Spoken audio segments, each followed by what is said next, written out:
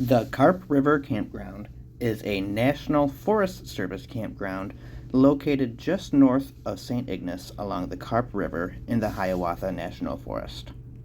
Unlike many of the Upper Peninsula campgrounds, this one is right off a paved road, and as you enter the campground, it is well decorated, well maintained, and you immediately see the campground host right across from the pay station.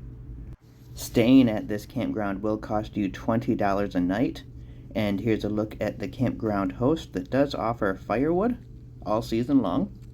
There is conflicting information on the website for the campground where it does say there are 44 sites available, however it is 20.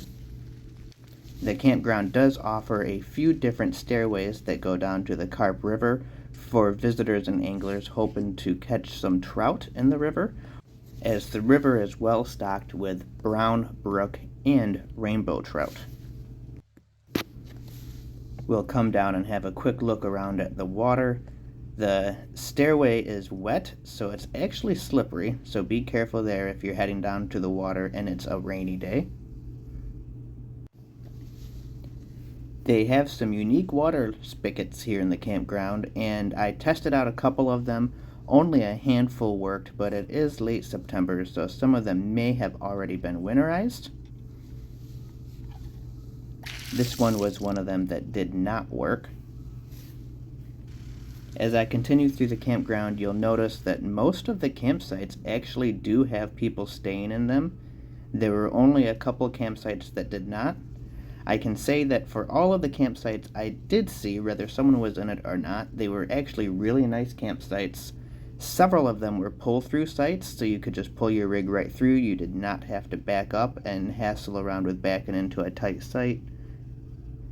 All of the sites do have fire rings and picnic tables, and the outhouses throughout the campground were also well maintained and clean.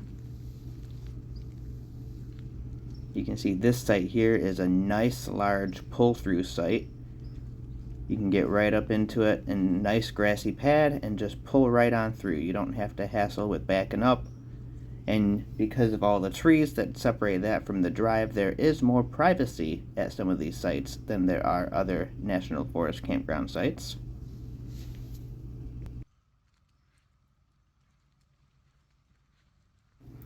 The campground does sit in a mixed stand of trees. A lot of the forest campgrounds up here are red pine, but you have a whole mix of hardwood and pine trees in this campground, giving it a little bit more shade, which also creates a little bit more privacy as you're in your campsite.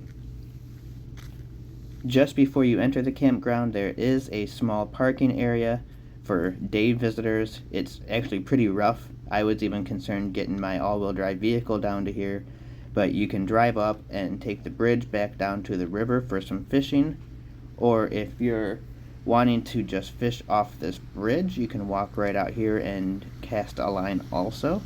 The river's actually pretty beautiful. The water's pretty clear.